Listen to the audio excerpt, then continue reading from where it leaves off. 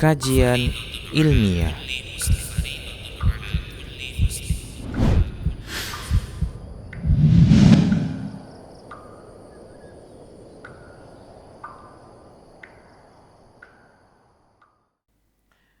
Bismillahirrahmanirrahim. Assalamualaikum warahmatullahi wabarakatuh. Innal hamdalillah nahmaduhu wa nasta'inuhu wa nastaghfiruh wa na'udzu billahi min shururi anfusina wa sayyiati a'malina. May yahdihillahu fahuwal muhtadi wa may yudlil falan tajida lahu waliyyan mursyida. Asyhadu an la ilaha illallah wahdahu la syarika lah wa asyhadu anna Muhammadan abduhu wa rasuluh alladzi la nabiyya ba'dah. Wa qala Allah subhanahu wa ta'ala ya ayyuhalladzina amanu taqullaha haqqa tuqatih wa la tamutunna illa wa antum muslimun. Ya ayyuhalladzina amanu taqullaha wa qulu qawlan sadida yuslih lakum a'malakum wa yaghfir lakum dhunubakum wa may yuti'illaha wa rasulahu faqad faza fawzan 'azima. Ya ayyuhan nasu taqu rabbakumul ladzi khalaqakum min nafsin wahidah wa khalaqa minha zawjaha wa batha minhuma rijalan katsiran wa nisaa'a wattaqullaha alladzi tasaaluna bihi wal arham innallaha kana 'alaikum raqiba. Amma ba'du, asdaqal hadithi kitabullah wa khairal hadi hadi Muhammad sallallahu alaihi wasallam wa syarral umur muhdatsatuha wa kullu muhdatsatin bid'ah wa kullu bid'atin dhalalah wa kullu dhalalatin finnar. Para pemirsa Rosa TV serta para pendengar radio Medan Mengaji dimanapun Anda berada, alhamdulillah sore hari ini kita kembali lanjutkan kajian sore Ramadan kita, yaitu terkait dengan sunnah-sunnah harian. Yang kali ini kita akan membahas terkait dengan tata cara ataupun adab dalam menggunakan handphone. Dalam bahasa Arab disebutkan dengan jawwal atau hatif jawwal atau hatif mahmulah, dalam bahasa yang kita kenal dengan handphone. Ikhwah rahimanallah wa iyyakum, puluhan tahun yang lalu kita tidak bisa berkomunikasi dengan seseorang kecuali dengan komunikasi yang langsung. Kemudian terjadi perkembangan teknologi sehingga kita bisa berkomunikasi dengan yang lain melalui alat penghubung, yaitu berupa wire, kabel. Sejauh manapun orangnya, selama dia masih tersambung dengan kabel tersebut, maka kita masih bisa berkomunikasi dengan dia. Kemudian berkembang lagi, di mana alat komunikasi tidak lagi menggunakan kabel, sudah lost wire, sudah tidak pakai kabel lagi. Itulah yang sekarang kita sebut dengan handphone. Ini merupakan nikmat yang Allah Subhanahu wa taala berikan kepada kita, di mana kita bisa berkomunikasi dengan orang-orang yang kita cintai, dengan orang-orang yang kita sayangi dengan mudah. Orang-orang yang belajar jauh dari rumahnya puluhan tahun yang lalu, mereka hanya bisa berkomunikasi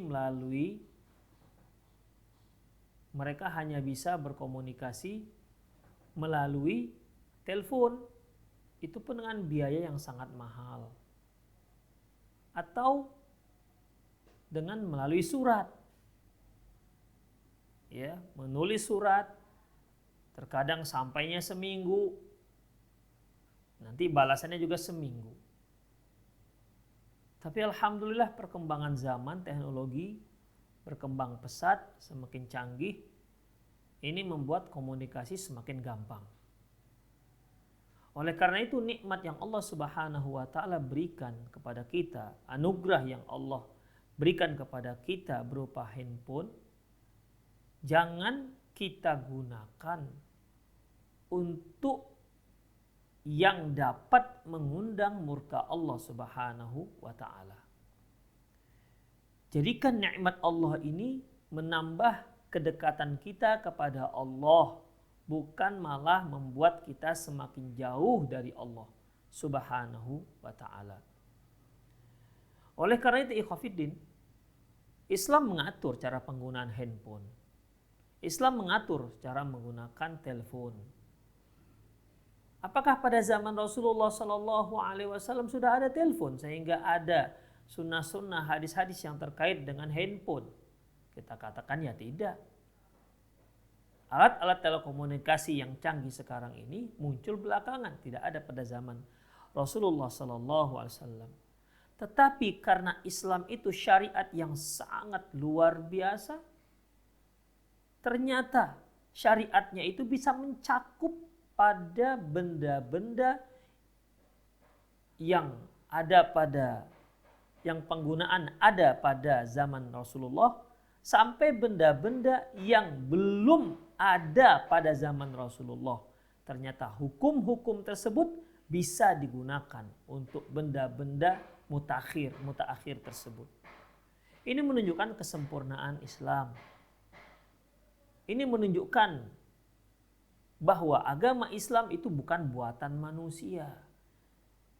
Agama yang Allah Subhanahu wa taala turunkan dari langit. Yang sudah sempurna. Allah berfirman, "Al-yauma akmaltu lakum dinakum wa atmamtu 'alaikum ni'mati wa raditu lakumul Islam madinah."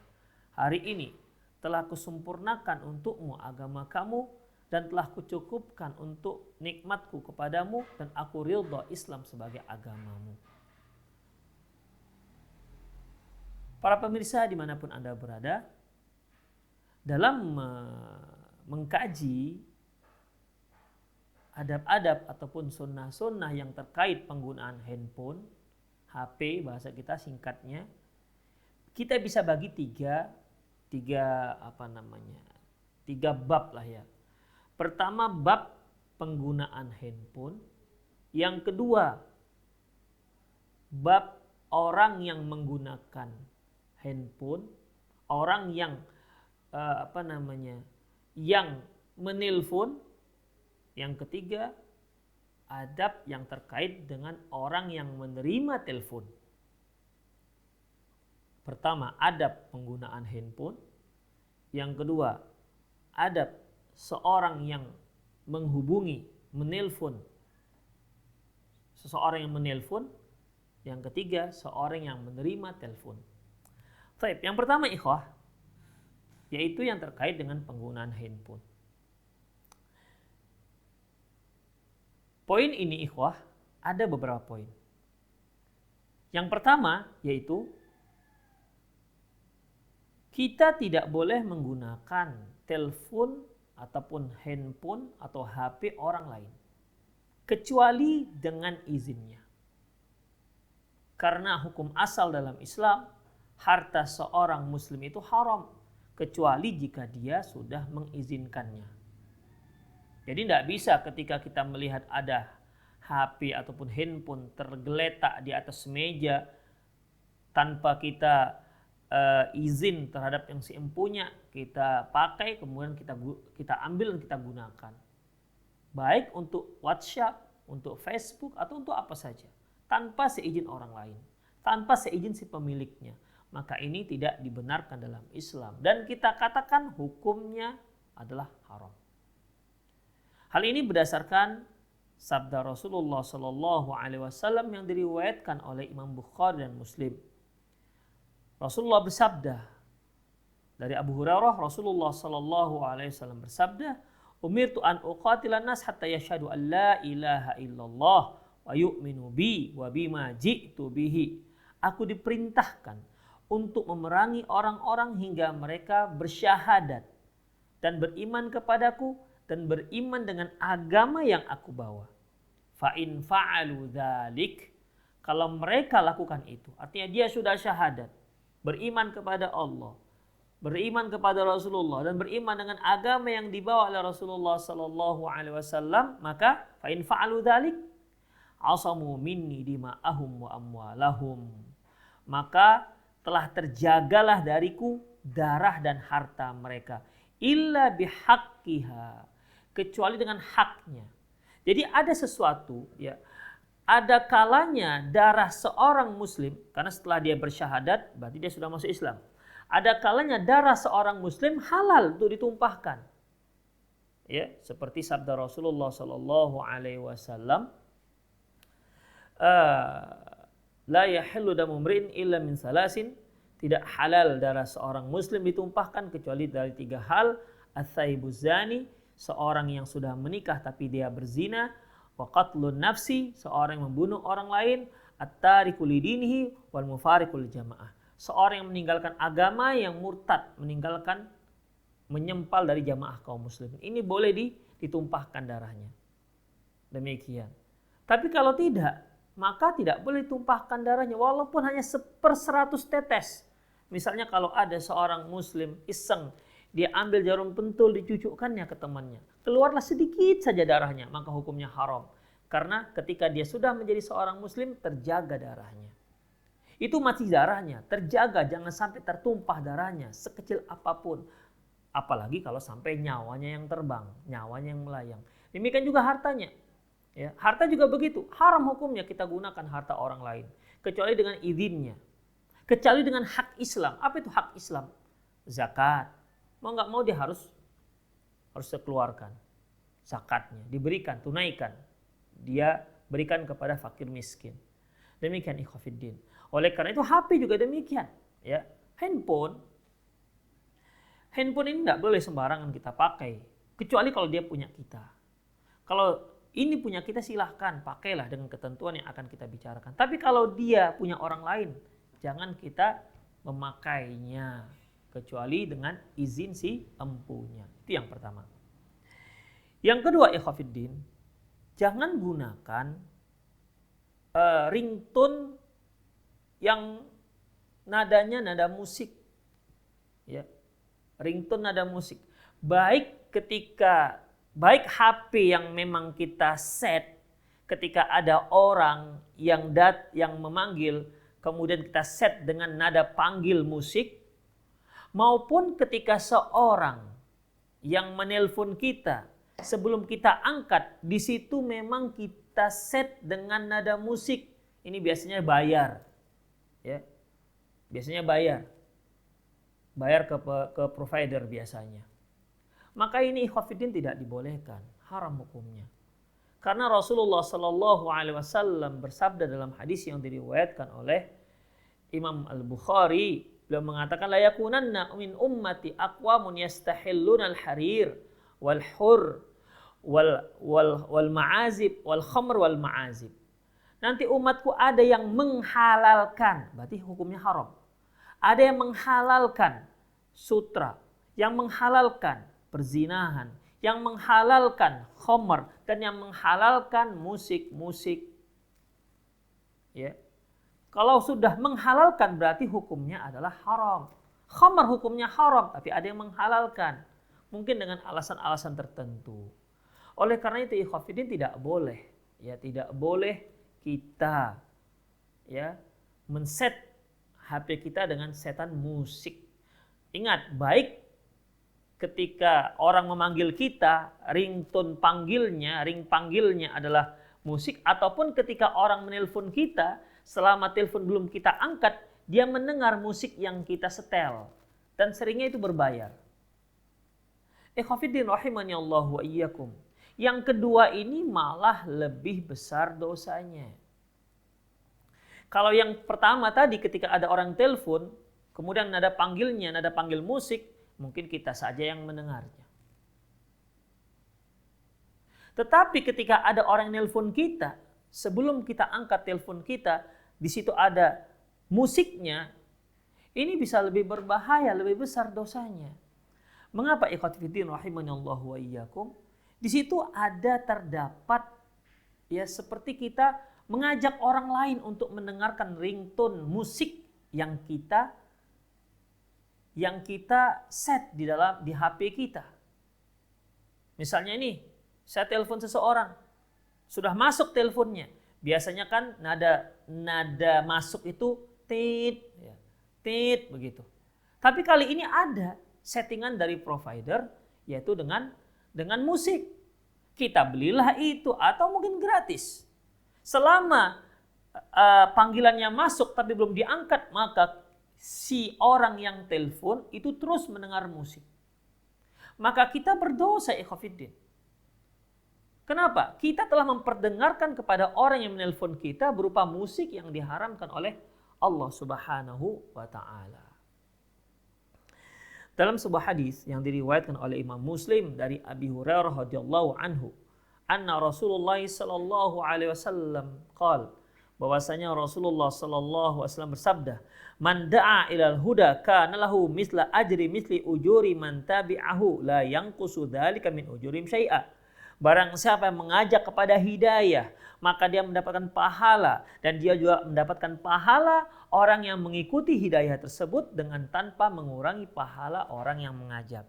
Yang kedua, wa man da'a ila dhalalatin, barang siapa yang mengajak pada kesesatan, kana alaihi minal itsmi, maka dia mendapatkan dosa, mithlu athami man tabi'ahu, dan juga dosa akan dibebankan kepada dia dosa orang yang ikut, ya, orang mengikuti dosa dia, min ghairi ayyang kusudalika min athamim syai'an, dengan tanpa mengurangi dosa mereka sedikit pun.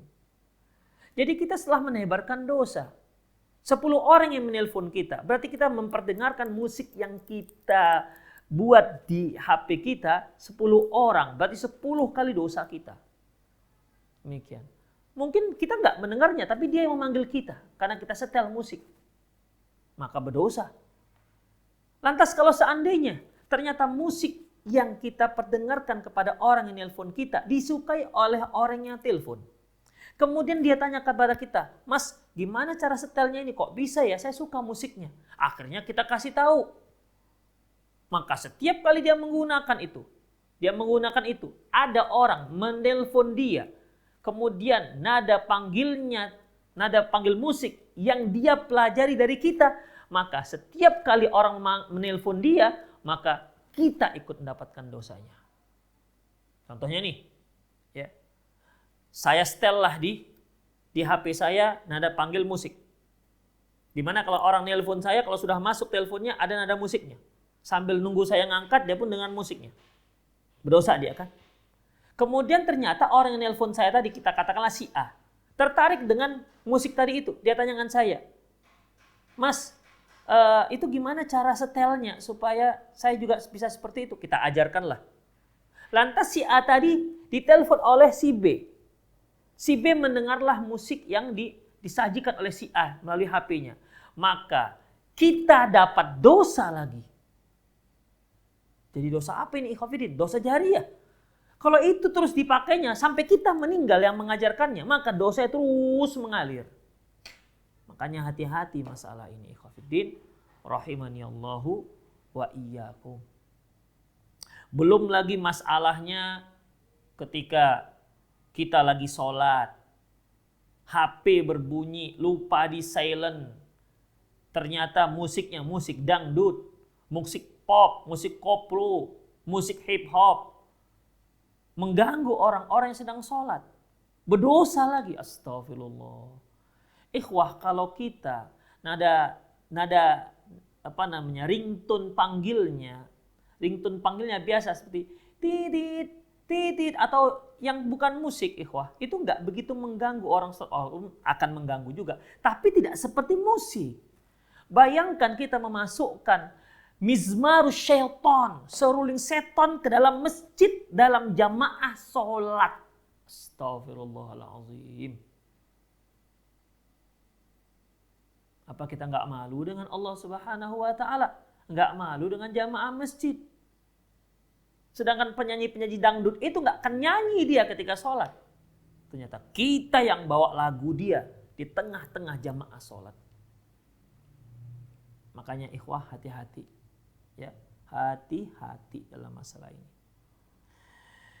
Selanjutnya ikhwah, yang ketiga, jangan gunakan ringtone Quran, adzan, ya, jangan. Karena memang Al-Quran bukan digunakan untuk nada panggil HP. Quran itu sebagai hudal linnas wa bayyinatim minal huda wal furqan. Quran itu diturunkan Allah bukan untuk ringtone, bukan untuk nada panggil, tapi untuk petunjuk bagi manusia. Hudal linnas wa bayyinat, penjelas, minal huda wal furqan, menjelaskan petunjuk dan memberikan furqan, pembeda antara yang hak dan yang batil. Bukan untuk ringtone.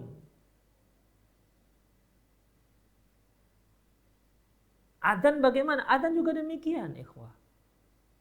Belum lagi yang terjadi hal-hal yang lain ketika kita di WC, kemudian ada orang yang menelpon kita, ternyata teleponnya berupa adzan. Adzan di situ terdapat dzikir kepada Allah, belum lagi Al-Qur'an.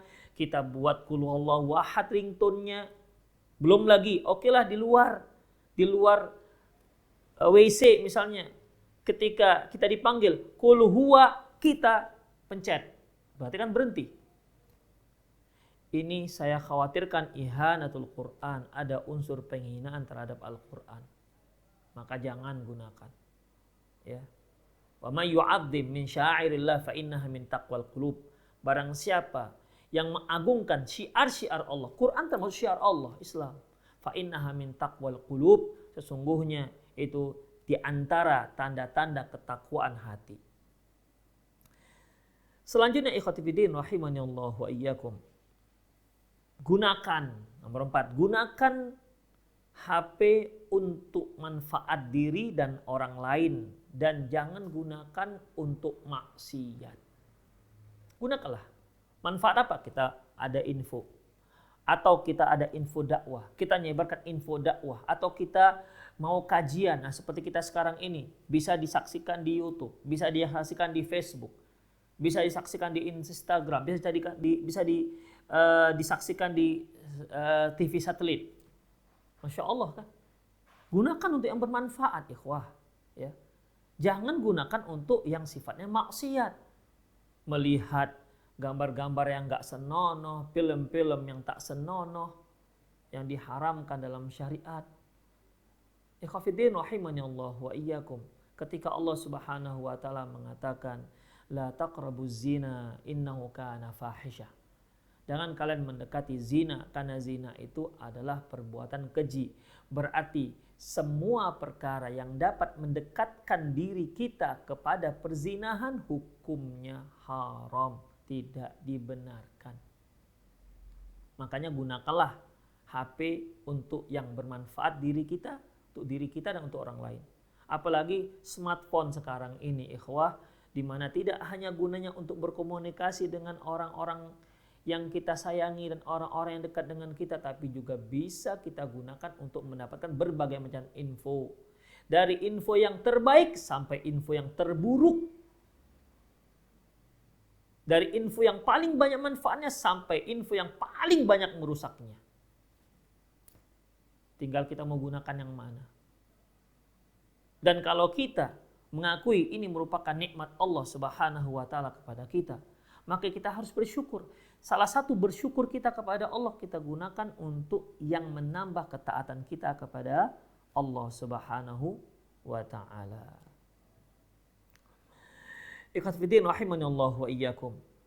Allah Subhanahu wa taala firman, "Tsumma latus'alunna yauma idzin 'anin na'im." Kemudian kalian akan ditanya atas nikmat yang Allah berikan kepada kalian. Jadi gunakanlah untuk yang bermanfaat. Kalau tidak nanti ada hisab yang menunggu kita. Rasulullah sallallahu alaihi wasallam bersabda dari Abdullah bin Umar, annahu jaa'a rajulan ila Nabi sallallahu alaihi wasallam. Seorang laki-laki datang kepada Rasulullah sallallahu alaihi wasallam. Faqala, dia berkata, ya Rasulullah, ayyun nasi ahabbu ilallah. manusia mana sih yang paling dicintai oleh Allah? Faqal Rasulullah sallallahu alaihi wasallam bersabda, ahabbun nasi ilallah anfa'uhum linnas. Orang yang paling dicintai oleh Allah yang paling banyak manfaatnya untuk orang lain. Gunakanlah ikhwafidin nikmat ini agar bisa kita gunakan bermanfaat untuk diri kita dan juga banyak manfaatnya untuk orang lain. Banyak hal yang bisa kita buat dengan HP ini.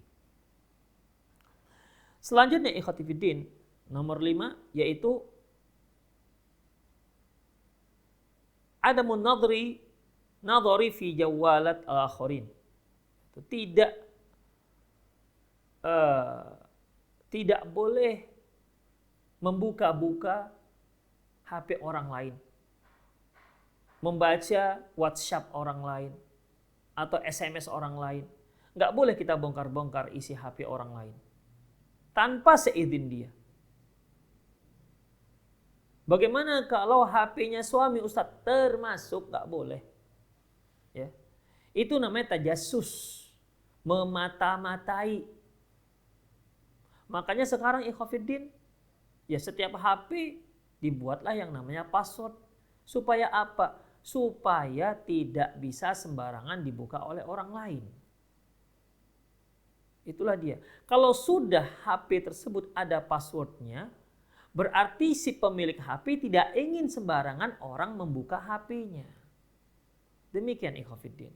Ya baik di situ ada rahasia maupun nggak ada rahasia, itu hak dia. Itu hak dia. Nggak ada hak kita mengatakan kenapa kau harus pakai password? Kenapa kau harus pakai huruf sandi? Ya buka sajalah kalau nggak ada apa-apanya. Kalau Anda merasa nggak ada masalah, itu hak dia, bukan hak kita. Itu HP dia, bukan HP kita. Makanya kita tidak boleh diam-diam mengambil HP teman, HP suami, kemudian dibongkar apa isinya. Tidak dibolehkan. Itu tajassus namanya. Allah Subhanahu wa ta'ala firman dalam surah Al-Hujurat ayat 12. Ya ayyuhalladzina amanu jtanibu katsiran minadh-dhann inna ba'dadh-dhanni itsm wa la tajassasu.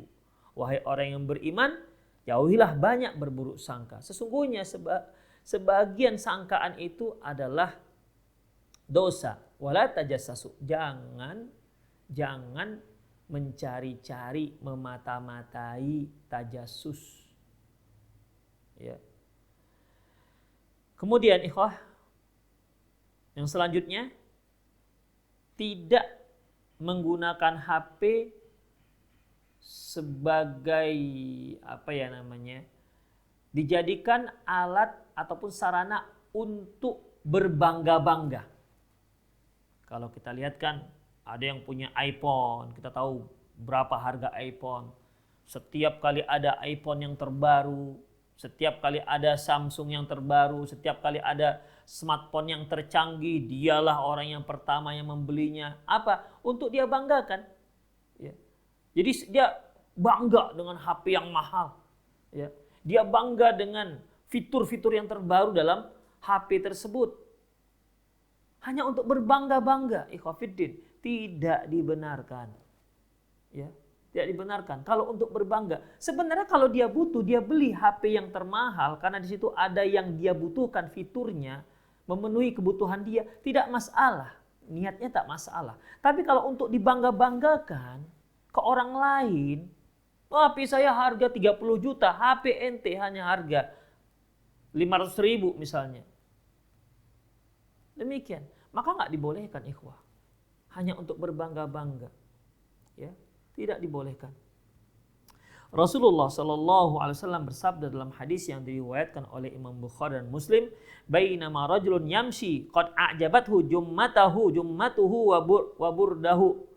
Ketika seorang laki-laki berjalan di mana rambutnya yang indah dan baju yang indah membuat dia takjub dengan dirinya sendiri. Kemudian wa yamshi yatabakhkhar, dia jalan pun dengan rasa sombong. Idh khasafa bihil ard fahuwa yatajaljal fil ard hatta taqumus sa'ah. Akhirnya Allah pun tenggelamkan dia di bumi. Yatajaljal. Dia yatajaljal itu tenggelam, naik, tenggelam lagi begitu ila an taqumus sa'ah sampai hari kiamat. Ini akibat kesombongan. Apa yang ada pada dirinya. Sombong dia dengan karena pakaiannya bagus, pakaiannya mahal, atau HP-nya mahal, atau kendaraannya mahal. Dia sombong, ya, angkuh, sampai menganggap remeh orang lain. Padahal kalau seorang memakai pakaian yang agak mahal pun tidak ada masalah sebenarnya. Selama dia memang membutuhkannya. Membeli kendaraan yang mahal juga nggak ada masalah jika memang itu dibutuhkannya. Tapi kalau memberi mahal kemudian dia berbangga dengan itu dah hingga meremehkan orang lain, ini takabur. La yadkhulul jannah man kana fi qalbi mithqal dzarratin minal kibr.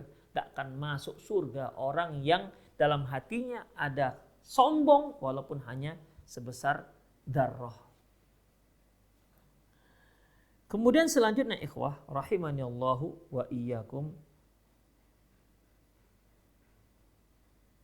ketika kita hadir di majelis-majelis ilmu, matikanlah HP-nya. Atau minimal di di silent. Ya, di silent. Kalau kita ternyata ingin menjawab panggilan, silakan keluar sebentar. Jangan lakukan di majelis taklim. Sering kita lihat ikhwatiddin. Ya. Lagi di majelis taklim, di depan kita seorang telepon. Ya Pak, kadang-kadang suaranya sampai ke depan. Sampai ke ustadznya. Tentu ini tidak sopan ikhwatiddin. Tidak menghormati majelis taklim. Ya. Tidak menghormati majelis taklim. Bukankah sahabat ridwanullahi alaihim ajma'in pernah mengkisahkan kalau mereka berada di majelisnya Rasulullah SAW, apa kata mereka? Ka'annama ala ru'usina at-tuyur. Seolah-olah di kepala kami itu ada burung. Kita ketahui bahwasanya burung tidak akan bertengger di tempat yang bergerak-gerak. Ini dikarenakan jangankan mereka itu ngobrol, gerak aja tidak kepalanya. Kepalanya tak bergerak. Makanya diumpamakan saking diamnya mereka, saking khusyuknya mereka, seandainya ada burung pun mau bertengger di kepala mereka. Itu saking tenangnya. Itulah majelisnya Rasulullah Sallallahu Alaihi Wasallam dan majelisnya para ulama kita. Ya. Oleh karena itu mari kita hormati majelis taklim. Jangan kita sambut HP, buka HP kita, atau ketika kajian kita sibuk dengan main HP. Ya ada juga sih yang catat dengan HP, ya nggak ada masalah berarti. Tapi kalau lagi HP, kemudian jawab WhatsApp, HP, kemudian dia sambut telepon, sampai-sampai suaranya ngomongnya kedengaran sampai ke depan, mengganggu orang lain, ini benar-benar kurang adab ya ikhwatiddin. Nggak dibolehkan. Kalau memang perlu silahkan keluar. Silahkan keluar dari masjid, silahkan keluar sebentar dari majelis taklim dan sambut HP-nya. Sehingga nggak mengganggu orang yang ada di sekitar Anda. Dan tidak mengganggu suasana mata si guru yang sedang mengajar si murid. Ya, jadi hati-hati. Jangan gunakan HP ketika majelis taklim. Kalau memang perlu sekali, keluar. Ya, keluar. Selanjutnya ikhwah rahimani Allah wa iyyakum, tidak mendengar percakapan orang lain. Ini biasanya misalnya nih kita telepon seseorang. Sudah selesai kita telepon, dia lupa matikan.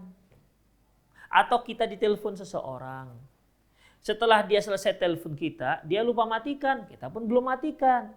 Terdengar kitalah dia bercakap-cakap, berbicara dengan istrinya, dengan anak-anaknya, atau mungkin bicara rahasia, kita terus mendengar saja. Jadi dia tidak tahu, dia lupa mematikan HP-nya, dan kita pun belum mematikan HP kita, dan kita sengaja nggak mematikan, ingin mendengar percakapan mereka, mumpung dia lupa matikan HP-nya.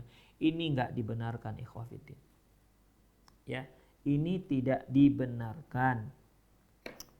Dalam hadis yang diriwayatkan oleh Imam Al-Bukhari dari Abdullah bin Abbas radhiyallahu anhuma, anin Nabi sallallahu alaihi wasallam, man istama'a ila hadithi qaumin wa hum lahu karihun aw yafirruna minhu subba fi udhuni al-unuqu yaumal qiyamah. Barang siapa yang mendengar percakapan suatu kaum sementara mereka enggak suka didengar oleh orang lain,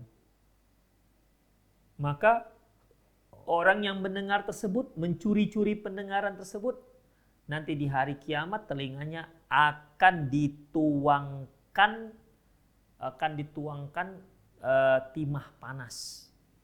Dituangkan timah panas ke telinga orang tersebut. Kalau sudah ada ancaman seperti ini, itu menunjukkan haram, nggak dibolehkan. Jadi kalau orang yang menelpon kita lupa matikan HP-nya, matikan aja HP kita sudah. Ya. Atau kita yang telepon, dia yang kita telepon lupa matikan HP-nya, langsung ditaruhnya di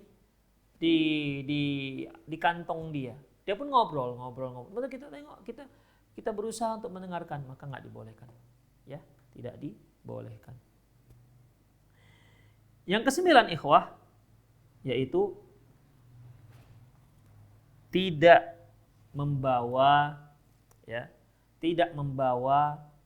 HP yang di situ ada bacaan Al-Qur'annya atau yang sedang diflyerkan tilawah Al-Qur'annya ke dalam WC. Nggak dibolehkan. Ya, tidak dibolehkan. Jadi kalau seandainya mau dibawa, ya, misalnya nih ikhwah, ya, kita punya HP, di mana HP ini ada Al-Qur'annya, ya, HP ini ada Al-Qur'annya, seperti ini, ada Al-Qur'annya. Maka nggak boleh kita bawa seperti ini, tidak boleh kita bawa kondisi seperti ini ke dalam WC, berdosa kita, karena ini Al-Qur'an. Dan hukum dia sudah seperti hukum Al-Quran. Jadi bagaimana? Matikan dulu. Setelah dia hilang dari layar, maka silakan Anda bawa masuk ke dalam WC. Demikian. Tapi kalau dia terdisplay di screen dia, maka tidak dibolehkan. Kemudian, selanjutnya ikhwah, tidak mengganggu orang ketika kita berbicara. Ya, terkadang di samping kita ada orang-orang yang lain. Kita bicara dengan suara keras, ya, sehingga mengganggu orang-orang lain. Maka berbicaralah kita seperlunya saja, ndak usah teriak-teriak. Ya, malu kita ikhwafiddin, teriak-teriak atau marah-marah melalui HP. Sementara kita sedang berada di tempat umum. Intinya jangan mengganggu orang lain. Apalagi kalau kita sedang teleponan di masjid. Orang yang lain sedang sholat, yang lain sedang baca Quran. Kita teleponan, suara menggema di dalam masjid. Mengganggu orang, nggak dibolehkan. Rasulullah SAW bersabda dalam hadis yang diriwayatkan oleh Imam Bukhari dan Muslim, Al-Muslimu man salimal muslim min lisanihi wa yadihi. Seorang muslim yang sempurna adalah seorang yang selamat muslim yang lain dari lisannya dan dari tangannya. Itulah ikhwafiddin yang terkait dengan penggunaan HP. Yang kedua, yaitu terkait dengan orang yang menelpon temannya ataupun orang lain. Ini si penelpon. Apa yang harus dia perhatikan? Hendaklah dia menelpon itu dengan niat yang baik. Niatnya karena Allah Subhanahu wa taala. Mungkin karena ingin mengajak untuk taklim, atau mengajak pada kebaikan, atau menginformasikan sebuah kebaikan, atau untuk menyambung tali silaturahmi dengan sesama kerabat, atau untuk hal-hal yang diperintahkan oleh Allah Subhanahu wa taala, mempererat tali silaturahmi.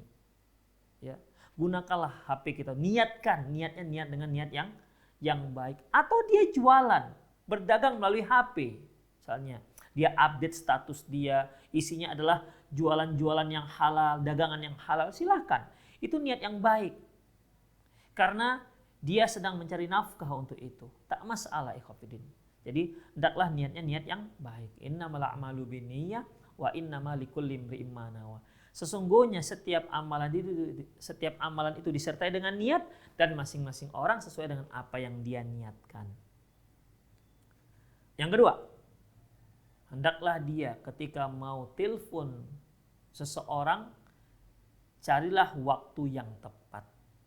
Ya, carilah waktu yang tepat. Jangan dia telepon jam 2 malam. Ya mungkin kitalah yang mengagak-agak mengkira-kira kapan waktu yang tepat. Ini sama ketika kita di rumah. Kita di rumah juga ketika kita masuki ke kamar kakak kita, orang tua kita, itu juga ada waktu-waktu yang tepat. Sebagaimana disebutkan dalam surat An-Nur ayat 58. Ya ayyuhalladzina amanu liyasta'dzinkumul ladzina malakat aymanukum walladzina lam yablughul huluma minkum thalatha marrat. Wahai orang-orang yang beriman, hendaklah minta izin para hamba-hamba sahayamu dan anak-anakmu yang belum balik 3 kali. Artinya di 3 waktu. Artinya ikhwatiddin, ketika kita mau menghubungi seseorang maka carilah waktu yang tepat. Ya, carilah waktu yang tepat. Kemudian setelah kita tahu waktu yang tepat, misalnya waktu yang tepat itu jam-jam 10 pagi misalnya, biasanya orang sedang beraktivitas ya, atau mendekati maghrib atau ba'dal maghrib ya. Ya kita kira-kira lah ya, kita yang tahu lah kondisi orang yang akan kita telepon. Ya kalaupun kita nggak tahu siapa orangnya, kita ingin ya mungkin ada bisnis yang akan kita lakukan bersama dia, ya kira-kira lah biasanya bagaimana. Itu dia. Jadi jangan sembarangan telepon. Yang ketiga ikhwatiddin, setelah kita tahu, kita olah inilah waktu yang tepat misalnya, maka kita teleponlah dia. Kalau ternyata tak diangkat, telepon lagi. Dan itu hanya boleh 3 kali. Ini dikiaskan seperti kalau kita sedang berkunjung ke rumah orang lain. Ya. Kita ketuk pintunya sekali. Kita ucapkan assalamualaikum, tidak ada jawaban. Kita ucapkan lagi assalamualaikum yang kedua, tidak ada jawaban. Yang ketiga tidak ada jawaban, maka sudah pulang. Ya, pulang. Makanya ikhwah, telepon juga begitu. Kita telepon sekali, tak ada jawaban. Ya kalau kita sudah, ya sudah selesai. Bagus. Tapi kalau kita mau telepon juga lagi, itu hanya boleh 3 kali, ikhwatiddin. Ya, hadis yang diriwayatkan oleh Imam Bukhari dan Muslim, Rasulullah sallallahu alaihi wasallam bersabda, "Idza sta'dana ahadukum tsalatan falam yu'dan lahu falyarji." Apabila kalian minta izin 3 kali dan tidak diizinkan, berarti pulang. Kita juga begitu. Ketika kita mau telepon seseorang, sudah 3 kali tak juga diangkat-angkat. Ya udah jangan ditelepon lagi, jangan sampai 10 kali, 20 kali, 30 kali. Ya. Belum lagi begitu diterima telepon ini, pembiayaannya dibebankan kepada Anda. Astagfirullah. Ya. Jadi ikhwatiddin rahimani Allah wa iyyakum, dalam masalah ini ya 3 kali seperti kita mengetuk pintu orang yang kita datangi. Kalau enggak juga ya sudah kita pulang. Kalau enggak diangkat juga ya sudah, nanti cari lagi waktu lain, entah besok begitu. Ya. Baik, kemudian ikhwatiddin, kalau ternyata nggak diangkat juga, kita harus banyak berbaik sangka. Ya. Jangan ketika kita telepon, kemudian nggak diangkat, muncullah tuh bisikan-bisikan syaitan. Memang teman mudah sombong, muntang-muntang sudah kaya, muntang-muntang udah jadi ustadz, mentang-mentang, pokoknya pakai mentang-mentang. Saya kira orang kawan-kawan yang di Jawa tahu lah ya, mentang-mentang ini bahasa Medan masalahnya. Apa yang mentang-mentang ini ya?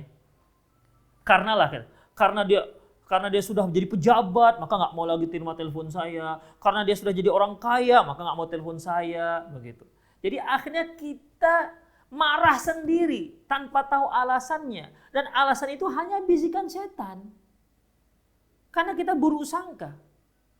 Padahal Allah katakan ijtanibu katsiran minadh-dhonn. Jauhkan banyak buruk sangka. Ini orang yang banyak buruk sangka, ikhwatiddin, itu merusak kehidupannya sendiri sebenarnya. Ya. Orang nggak ada masalah, tapi dia sendiri bermasalah dengan dirinya sendiri. Macam dia ini, dia kan nggak tahu alasannya apa. Tapi buruk sangkanya itu membuat hatinya rusak. Mungkin saja orang tersebut sedang dalam WC, atau mungkin dia sedang ngajar, atau mungkin dia jauh dari HP dia. Ternyata ketika kita ketemu dengan orang yang mulailah kita cemberut tuh, cemberut. Ini kawan kita ini kenapa lah kok cemberut?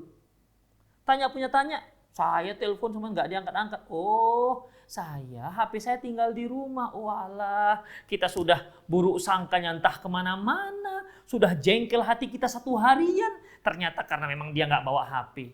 Astagfirullah kan. Rugi sendiri, sudah berapa energi yang kita buang. Kedongkolan membuat hidup kita 1 hari sudah nggak enak. Gara-gara buruk sangka tadi itu, ternyata memang dia nggak bawa HP. Tuh, gimana jadinya? Makanya ketika kita memakai HP, tidak diangkat HP kita, hendaklah kita banyak berbaik sangka. Demikian juga WhatsApp. Komunikasi melalui WhatsApp, melalui tulisan, beda komunikasi melalui lisan. Komunikasi melalui lisan, dengan intonasinya kita bisa mengetahui maknanya. Tapi kalau melalui WhatsApp, tulisan, chattingan, terkadang kita tidak tahu maksudnya apa. Terkadang kita tersinggung. Padahal maksud yang si penulis, yang si pengirim tidak seperti yang kita maksud. Akhirnya muncul buruk sangka. Oleh karena itu ketika kita chattingan dengan seseorang, SMS-an, komunikasi melalui tulisan, maka kedepankan banyak baik sangka. Jangan buruk sangka. Ya. Banyak ikhwafidin, 2 sahabat pisah gara-gara apa? Chattingan, salah dalam memahami bacaan. Demikian, ya. Salah dalam memahami bacaan. Ikhwafidin rahimani Allah wa iyyakum. Selanjutnya. Oke.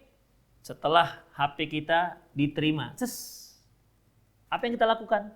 Ucapkan salam kepada orang yang kita telepon. Ya. Ucapkan. Semakin sempurna salam kita, semakin baik. Telepon. Assalamualaikum.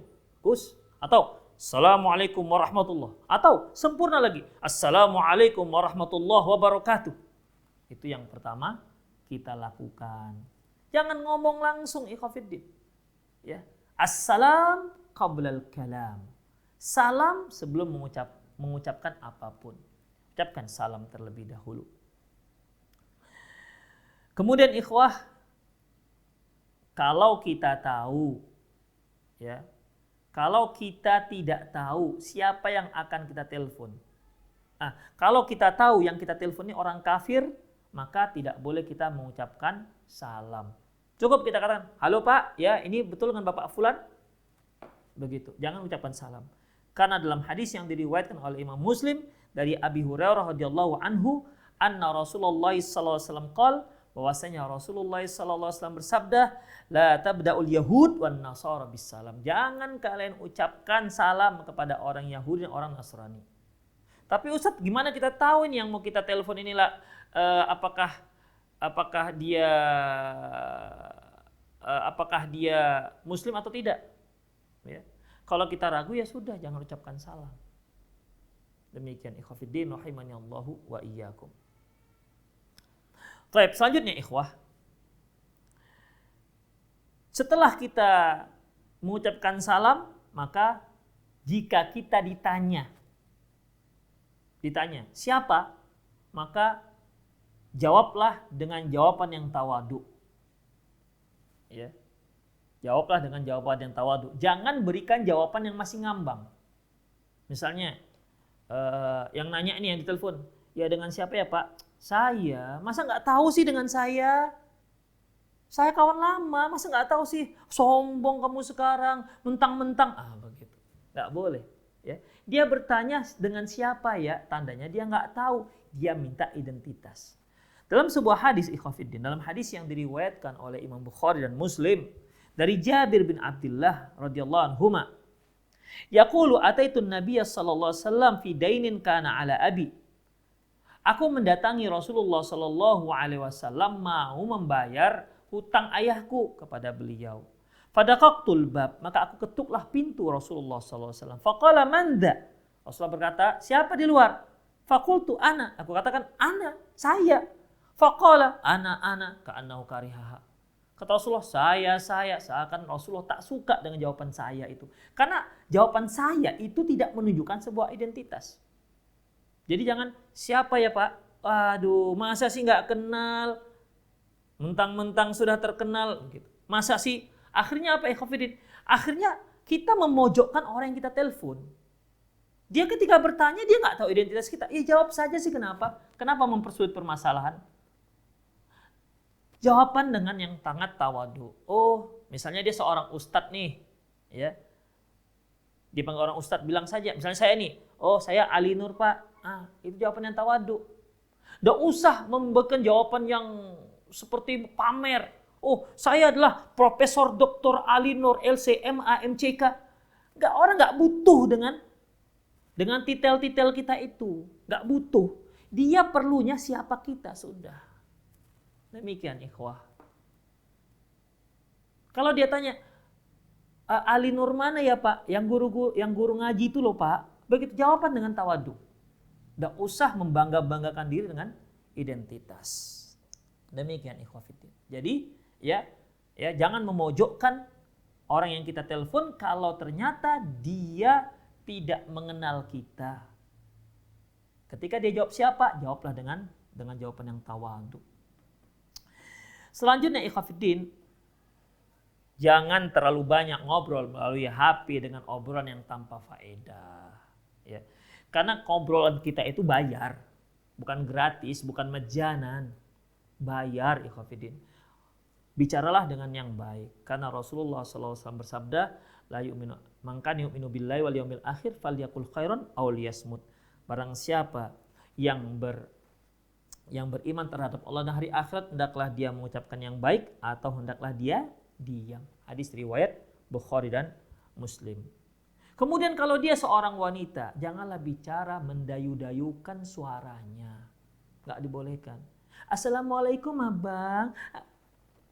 Pakai desah-desahan lagi. Ya, haram hukumnya, nggak dibolehkan. Makanya Allah Subhanahu wa taala melarang. Ya. Melarang dalam surat Al-Ahzab ayat 32, fala takhda'na bil qaul fayatma'al ladzi fi qalbihi marad. Jangan kamu mendayu-dayukan suaramu. Hal itu akan membuat tamak orang-orang yang dalam hatinya ada penyakit. Kemudian kalau sudah selesai urusan, ya, kita pun mau mematikan HP kita, ya kita ucapkan terima kasih. Kemudian diakhiri dengan ucapan assalamualaikum. Matikan, selesai.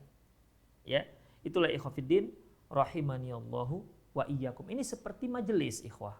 Ya, dalam hadis yang diriwayatkan oleh Abu Dawud, Tirmizi, dan Imam Tirmizi dari Abi Hurairah radhiyallahu anhu, qala Rasulullah sallallahu alaihi wasallam, "Idzan ta'a ahadukum ilal majlis falyusallim." Apabila kalian sampai ke suatu majelis, maka hendaklah dia mengucapkan salam. Wa idza arada ayyakuma falyusallim. Kalau dia ingin meninggalkan majelis tersebut, maka salam lagi. Jadi ketika kita diterima, HP kita diterima, komunikasi kita mulai dengan assalamualaikum. Ketika kita mau mengakhirinya, maka akhiri dengan ucapan assalamualaikum. Kalau mau sempurna akan lebih baik. Assalamualaikum. Udah Pak ya, sampai sini aja. Mohon maaf ya kalau ada kesalahan. Assalamualaikum warahmatullahi wabarakatuh.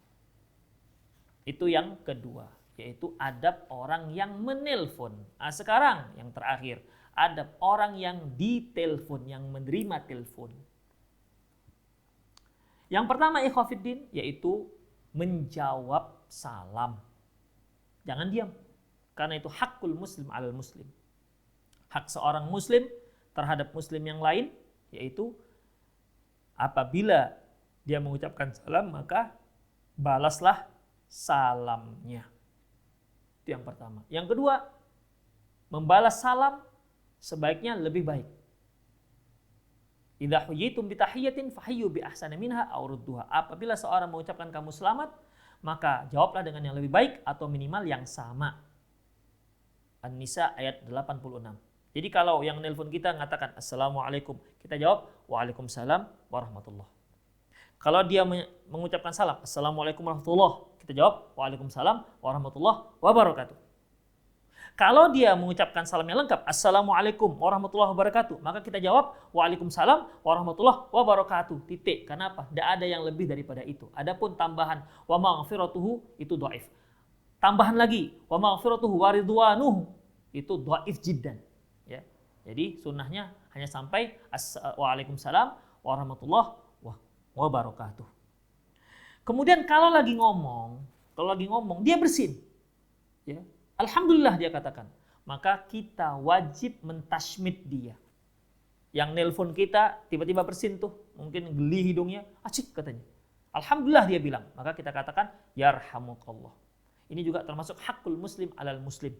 Ya, termasuk hakul muslim alal muslim.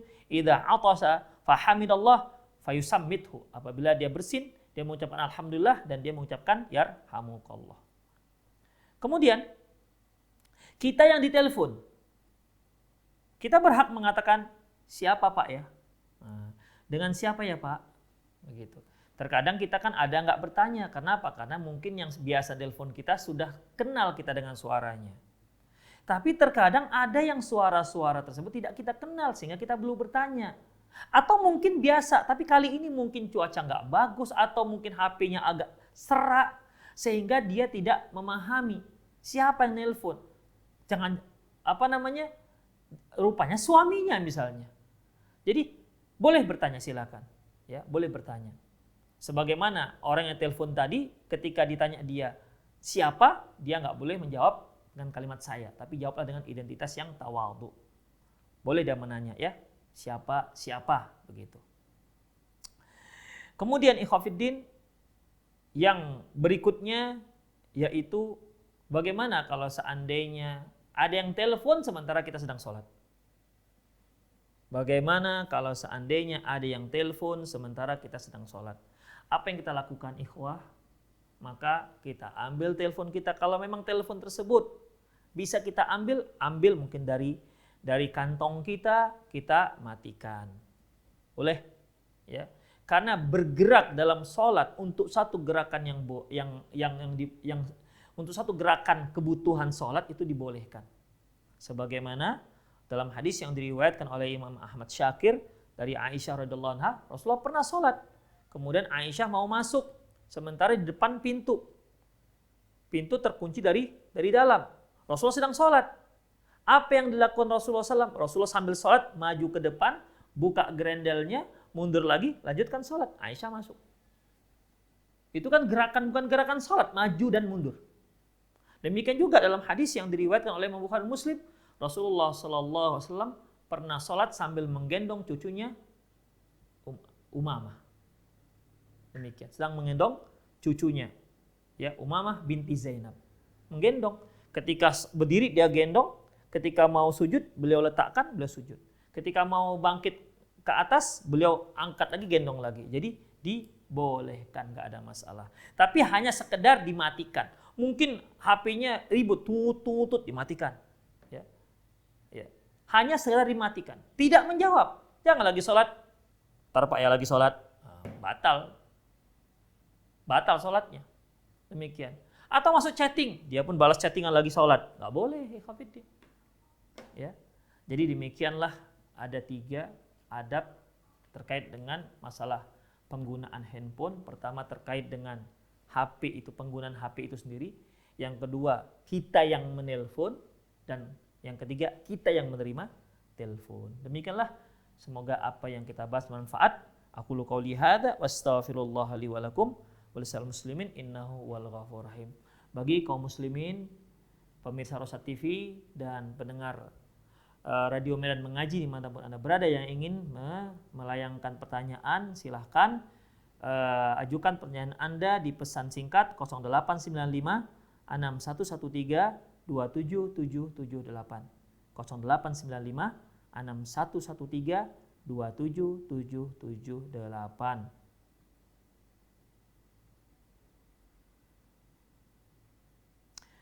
Bismillah, Afwan Ustaz, Ana dari Bekasi mau tanya, Ana punya anak 2, waktu hamil dulu Ana enggak puasa, Ana harus bagaimana ya Ustaz? Ana bingung, sedangkan anak Ana sudah berumur, yang pertama 10 tahun, yang satu lagi 3 tahun, apakah Ana bayar fidyah? Apa bagaimana Ustaz? Ikhwatiddin, sebagaimana fatwanya Ibnu Abbas dan Aisyah radhiyallahu anha bahwasanya untuk wanita hamil ya cukup membayar fidyah. Untuk wanita hamil cukup membayar fidyah. Begitu.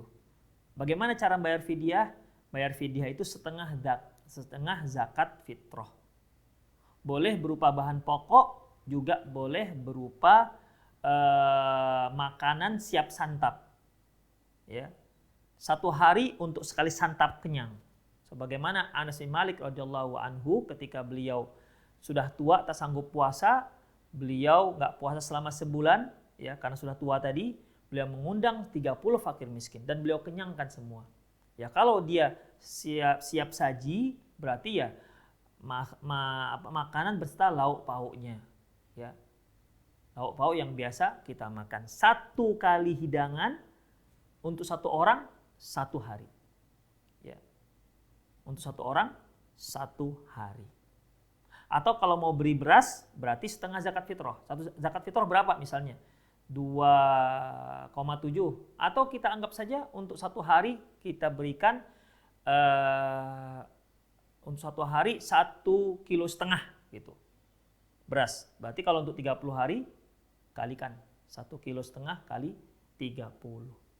Itu dia. Jadi boleh menggunakan bahan makan pokok, boleh juga berupa makanan siap santap. Dan ingat berasnya beras yang biasa kita makan, jangan beras-beras yang murah-murah ya.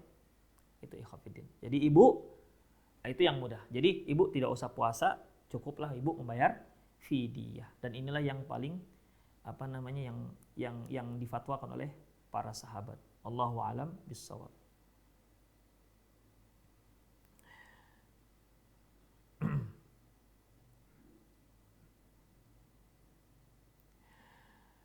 Assalamualaikum Ustaz, jika di layar HP tercantum nama Allah dan HP tersebut di dalam tas, apakah boleh membawanya ke dalam WC?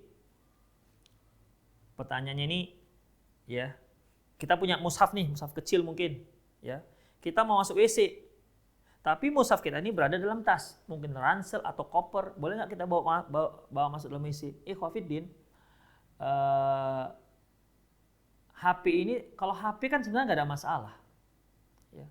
Mungkin yang dimaksud ini HP yang ada nama Allah, iya, yang tercantum nama Allah. Itu bagaimana? Syekh Muhammad bin Shalih Al-Utsaimin ketika ditanya, boleh nggak bawa Quran ke dalam WC di mana Quran itu sudah berada dalam tas? Ini dicantumkan dalam buku kitab fatwa Thaharah beliau, Syekh Muhammad bin Shalih Al-Utsaimin. Kata beliau, nggak apa-apa. Selama dia tidak zahir, nggak apa-apa. Ya. Jadi kalau kita mau masuk WC, sementara kita di tas kita ada mushaf, maka nggak apa-apa dibawa masuk. Karena dia tidak zahir. Ya.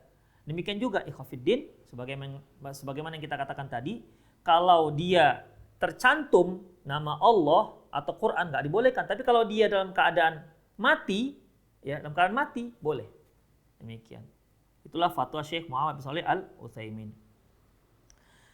Assalamualaikum Ustaz, apa hukumnya menjual nomor cantik dengan agar yang sangat mahal? Apa hukumnya menjual nomor cantik dengan harga sangat mahal?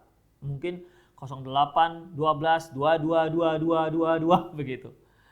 Ikhwah, kita nggak bisa katakan boleh dan tidak bisa katakan nggak boleh. Ada rinciannya. Begini, hukum asalnya ya, kalau dia membelinya untuk satu keperluan, misalnya supaya mudah ngingatnya, misalnya seorang pedagang,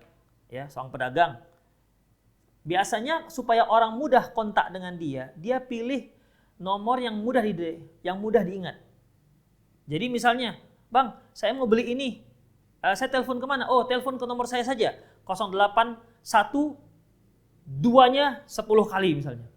Udah mudah kan? 2-nya 10 kali. Demikian.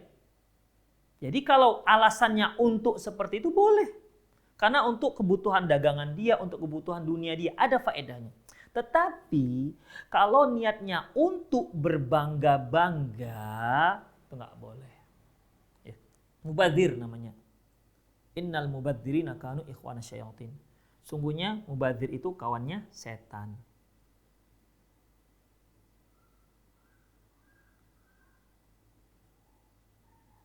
Bagaimana hukumnya memakai HB bajakan untuk aktivitas sehari-hari karena harga murah? Baik. Ikhwah, misalnya ini Samsung. Ini merek yang terkenal. Samsung ini ada KW-nya. Ada KW1, KW2, KW3. Baik. Ketika kita beli kita tahu. Ini HP murah. HP-nya HP KW. Tapi kita beli juga. Ikhwah, untuk mengetahui hukumnya. Misalnya nih, seandainya saya punya produk, misalnya mesin lah, saya buat mesinnya merek Ali atau mereknya Roshad, kemudian terkenallah merek saya ini. Ada orang lain yang membuat merek yang sama-sama merek Roshad misalnya, dengan harga yang lebih murah, kira-kira saya marah apa tidak? Marah, ikhwatiddin. Dia menggunakan brand saya. Walaupun lebih murah. Ya. Tapi sekarang rela nggak kita orang tersebut membeli merek Rosat tersebut? Kita nggak rela, ikhwatiddin. Maka la yu'minu ahadukum hatta yuhibba li akhihi ma yuhibbu li nafsi. Tidak beriman salah seorang kalian hingga dia mencintai untuk saudaranya sebagaimana apa yang dia cintai untuk dirinya sendiri. Kalau dia tidak suka diperlakukan seperti itu, maka jangan perlakukan seperti itu. Jadi Anda tidak boleh menggunakan HP KW. Ya. Nggak boleh. Karena apa? Karena itu mendukung bajakan yang dilakukan oleh si pembajak.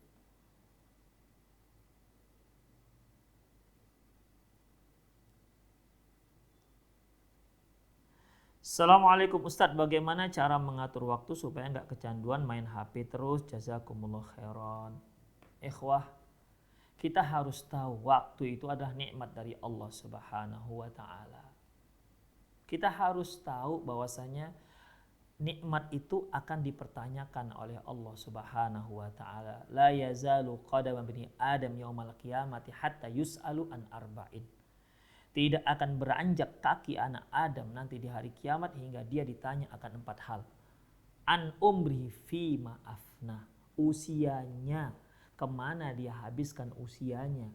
Apakah habis hanya untuk main HP, untuk main game? Kemudian wa an ilmihi fima amila bihi. Tentang ilmu yang dia dapati. Apa yang telah dia amalkan. Wa an malihi min aina iktasaba wa ila aina anfaqa. Dan tentang hartanya. Dari mana dia dapatkan dan kemana dia gunakan. Wa an jasadi fima ablah, dan tentang jasadnya, kemana dia gunakan jasadnya tersebut. Jadi itu semua akan dipertanggungjawabkan di hadapan Allah Subhanahu wa Ta'ala.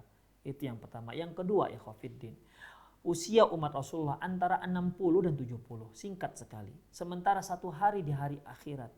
Satu hari di akhirat itu 1000 tahun untuk waktu seperti kita sekarang di dunia ini.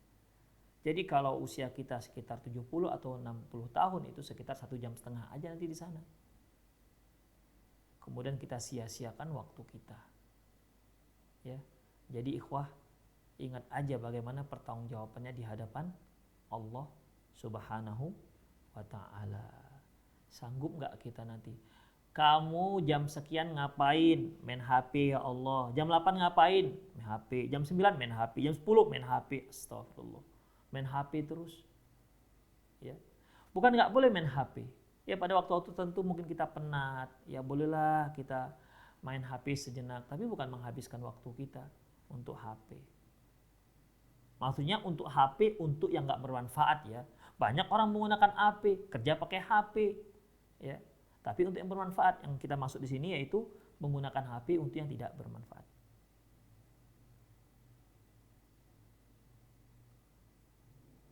Assalamualaikum Ustadz. Ustadz, anak Abu Firly dari Karawang, izin tanya, membicarakan kekurangan saudara atau saudarinya, apakah termasuk menghibahi? Rasulullah SAW bersabda, ya, ketika ditanya tentang apa itu ghibah, beliau mengatakan, dzikruka akhaka bima yakroh. Engkau menyebutkan saudaramu sesuatu yang tidak dia sukai. Yang tidak disukai apa? Ya kekurangannya. Misalnya kita bicara tentang si fulan, dia nggak ada di hadapan kita. Kita bicara tentang apa yang nggak suka. Yang dia nggak suka ya kekurangan dia. Kalau dia orang tampan, kita katakan, fulan itu orangnya tampan, masya Allah, keren, putih, tinggi. Dia nggak akan marah. Tapi kalau kita ceritakan, dia keren tapi malasnya luar biasa. Dia marah itu yang malasnya. Yang kerennya nggak marah dia. Kenapa? Jadi yang ghibah itu yang dia nggak suka. Kalau dia suka, dia nggak ghibah. Ya, dia nggak ghibah. Demikian ikhwatiddin. Ya, apakah dia itu bentuk fisik, mungkin karena hidungnya agak sedikit kecil, atau warna kulitnya hitam misalnya, atau gerak-gerik. Mungkin sebagian laki-laki ada yang gerak-geriknya seperti cewek, seperti perempuan. Kita ceritakan begitu. Atau dikarenakan ada kebiasaan dia, misalnya kebiasaan terlambat. Kita ceritakan ya fulan itu asik terlambat, setiap hari terlambat, seminggu 3 kali terlambat katanya. Bukan menasihati dia agar jangan terlambat, tapi kita cerita dengan teman. itu termasuk ghibah. Ya, dzikruka akhaka bima yakrah. Engkau menceritakan saudaramu sesuatu yang dia tidak sukai. Wa kaifa idza kana fihi ma aqul? Sahabat tadi mengatakan, "Ya Rasulullah, kalau benar apa yang aku ceritakan gimana?" Betul, dia terlambat tiap hari, seminggu 3 kali terlambat, betul. Jarang dia masuk tepat waktu. Wa idza apabila apa yang kau sebutkan itu memang benar, faqad kitabta. Kamu tetap menggibahi dia. Wa illa faqad bahatta. Kalau enggak berarti kamu telah memfitnahnya.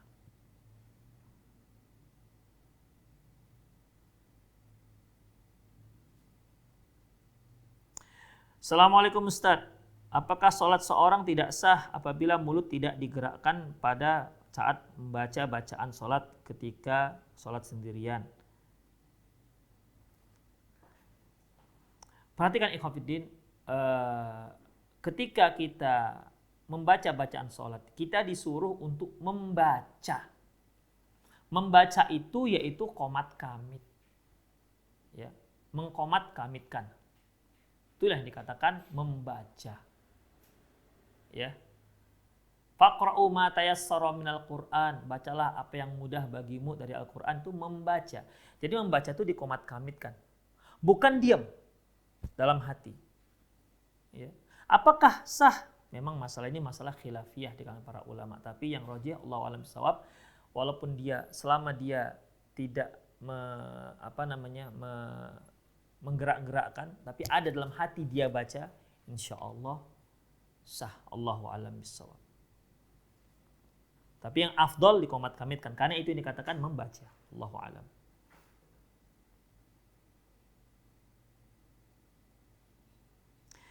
Assalamualaikum Ustaz.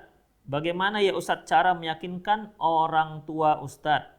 Soalnya saya dah niat mau nikah di tahun ini Ustaz, tapi orang tua saya bilang nanti dulu, masih muda kali katanya. Sedangkan saya udah coba datang ke yang mau saya lamar, dan alhamdulillah orang tua si perempuan memberikan respon positif ke saya Ustaz. Bagaimana ya ngomongnya ke orang tua Ustaz? Ikhwah, kalau Anda memang ingin melamar seorang, yakinkan orang tua bahwasanya Anda itu bisa bertanggung jawab. Mungkin orang tua itu melihat Anda tidak mengizinkan, masih minta jajan dengan orang tua, masih minta ini itu dengan orang tua, kemudian minta kawin. Makanya orang tua katakan, kamu ngasih makan anak orang apa? Tapi kalau antum sudah bekerja, punya pendapatan, insya Allah yakinkan orang tua, saya itu sudah bisa menjadi seorang yang bertanggung jawab. Memang saya anak kecil Pak, tapi saya sudah bisa insya Allah membuat anak kecil. Jadi yakinkan orang tua kita. Demikian. Dengan sikap-sikap kita. Ini hari-hari minta jajan orang tua, tiba-tiba minta kawin. Siapa yang mau ngasih izin? Ya. Jadi tinggal antum yakinkan orang tua bahwasanya antum sudah mandiri, punya pendapatan. Demikian. Dan antum ada hasrat untuk menikah. Demikian. Komunikasi dengan cara yang baik kepada orang tua. Bilangkan, "Mak, ya agak-agak diancam-ancam sedikit lah. Ya, gimana? Mak, ini saya kalau enggak ini bisa zina, saya khawatir zina loh, Mak. Saya jatuh pada perzinahan loh, Mak." Nah, gitu. Agak diancam-ancam sedikit. Kan memang khawatir kan? Namanya juga anak muda. Apalagi sekarang ini masa banyak ya tempat-tempat yang memang terbuka aurat, apalagi sekarang para wanita-wanita pandai berdandan, ya, yang tadinya coklat udah bisa menjadi putih misalnya, semua menjadi indah terlihat, apalagi masa pubertas, ya pandai-pandailah dalam menjelaskan kepada orang tua. Demikian. Insyaallah masih banyak pertanyaan yang diajukan, ya, semoga ikhwafiddin rahimanallah wa iyyakum apa yang kita bahas bermanfaat. Lebih dan kurang mohon maaf ya. Aku qouli hadza wa astaghfirullah li wa lakum wa lisa'il muslimin innahu wal ghafurur rahim. Subhanakallahumma wa bihamdik asyhadu an la ilaha illa anta astaghfiruka wa atubu ilaik. Wa sallallahu ala nabiyyina Muhammad wa ala alihi wa ashabihi ajmain. Wa akhiru da'wana alhamdulillahirabbil alamin.